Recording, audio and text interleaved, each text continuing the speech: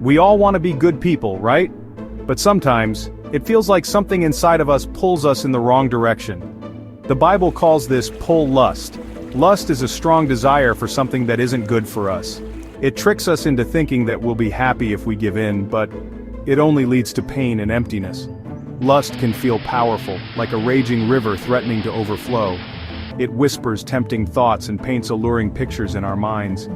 We might start to believe that we're alone in this struggle, but the truth is many people face the same battle. The good news is that we don't have to let lust control us.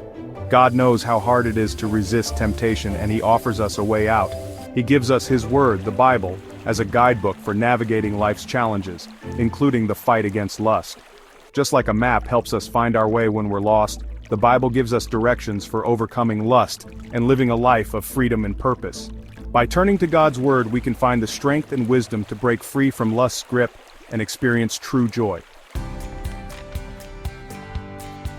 The Bible might seem like an old book, but its words are timeless. It's full of practical advice for dealing with everyday problems, even lust. God knew that we would face temptations, so He gave us instructions on how to overcome them. One of the most famous verses about this is Matthew chapter 5 verse 28.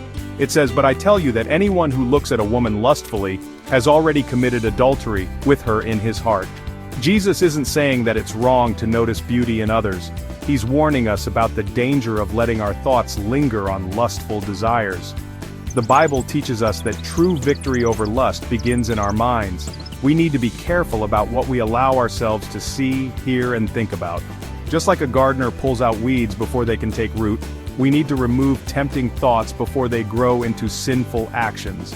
Instead of dwelling on lustful desires, we should focus on things that are pure, lovely, and praiseworthy.